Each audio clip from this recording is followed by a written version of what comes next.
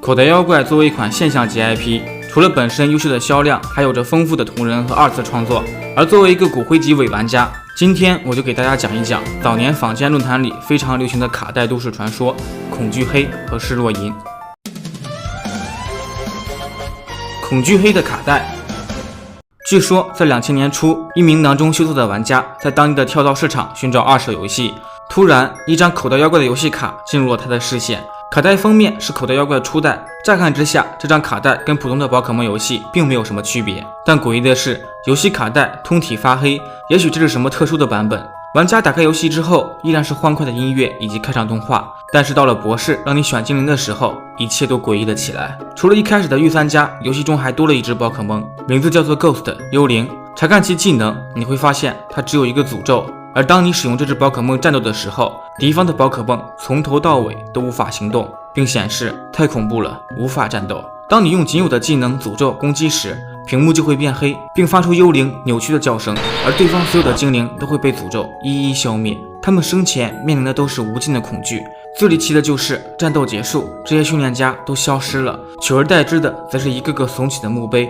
这些墓碑即使在你刷新游戏场景后也不会消失。一开始这名玩家以为这只是改版游戏的噱头而已，于是他依靠着诅咒技能击败了一路上所有的训练家，并无压力地打败了4天王。就当他准备通关游戏时，屏幕一黑，出现了一个对话框。许多年之后，主角也变成了一位白发苍苍的老人。当我们以之前1半的速度行走时，会发现小镇已经空无一人，野外再也遇见不了宝可梦，反而是一座座墓碑。难道整个游戏世界的宝可梦和训练家都已经被主角杀死了？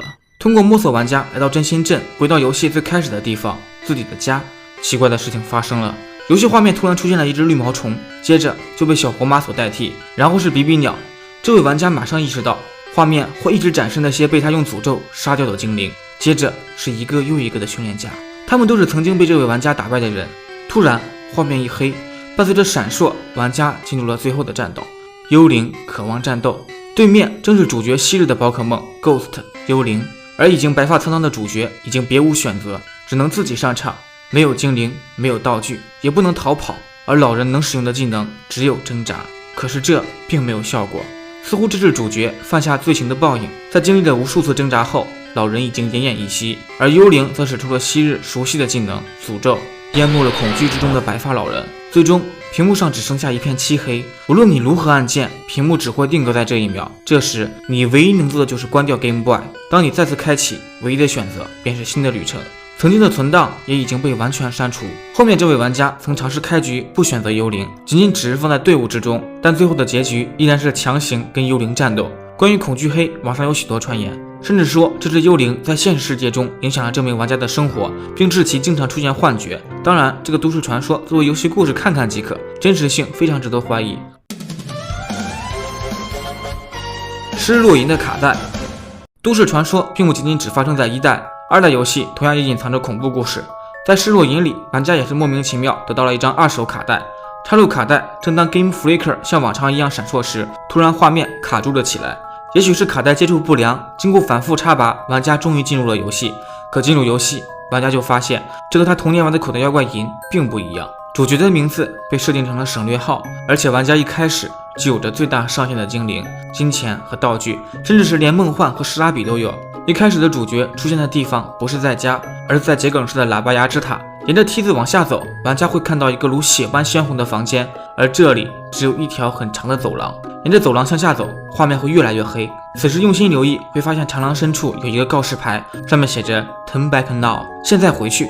选择了几次 No 之后，画面会变黑，然后打开精灵背包，会发现6只宝可梦全部都是未知图腾，而仔细观察未知图腾的字体，你会发现是 Leave Harry， 赶快离开。接下来每走一段路，未知图腾的字都会改变，从 Leave Harry 到 Too Bad， 太糟糕了，到 Relive 重生。到了洞穴后，会看到小赤站在那里，而当你走近，它就消失了。正当玩家诧异时，回过头，主角小金突然变成了无面男。此时再打开队伍，就会发现背包里多了一只90级的火爆兽。令人恐惧的是，这只火爆兽也是没有五官的，而且多了一颗蛋。再走一段路，图腾会显示 Please 昏倒了，然后火爆兽的身体只剩一半。再走一下，又出现 Please， 然后火爆兽就从队伍中不见了。不过此时背包中的蛋会重新孵化出火球鼠，名字也叫做 Harry。但随着步数的增加，火炬手的招式会越来越少，变得只剩下 Nightmare 噩梦一招。出了洞窟之后，世界都变成了灰色。奇怪的是，人和宝可梦仍然没有五官，而对话过的人也会消失不见。当玩家使用了飞行术来到了城镇，跟随着已经变成幽灵状态的小赤往前走，会再次来到老爸牙之塔。此时打开队伍，图腾文字又变成 Help。继续深入，会有声音叫你走开 Go away。此时图腾显示 Leave 离开。来到原来的走廊，此时已全是一片鲜红，越走越黑。长廊最深处有一个牌子，上面写着 Go back now。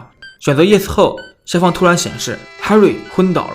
打开队伍栏，发现6只图腾又变成了He died，他死了。接下来，主角在封闭的空间中飞了出来。这时，主角全身都变成了白色，并在血红的房间中走动。如果此时检查主角的状态，你会发现主角没有下半身，眼睛正在向下滴血，徽章数也变成了32个。此时观察未知图腾，会发现它们变成了dying，正在死亡。而背包里多出了一支100级的红色雪拉比。长廊两旁，白色的训练家一动不动地站在那里。向前走，会再次遇到小赤进入战斗，他会使用255级的皮卡丘。战斗后，雪拉比输了，皮卡丘会使用命运相连，皮卡丘也会消失。这时主角回到自己的家里，但是身体已经完全变成幽灵状态。此时的图腾显示为 No more 不在。出了房门后，会遇到另一个自己跟他告别，然后会来到一个被墓碑包围的小空间。此时我们已经完全看不到自己，图腾显示 I am dead， 我已经死亡。之前的道馆主人也都变成了骷髅。最后下方的文字显示 RIP Pokemon Trainer Gold。施若银的故事最早流传于 Creepypasta， 其实除了恐惧黑以及施若银，还有很多类似的同人改编故事。实际上这类卡带走路的故事很多都是一个性质，就是营造恐惧感以及神秘感，甚至反映出一系列的社会案件，真实性并不高。以上就是关于口袋妖怪的都市传说了，下期我会讲一讲游戏中的魅魔。如果喜欢我的视频，可以点赞、收藏、关注我的个人空间，还有更多有趣视频。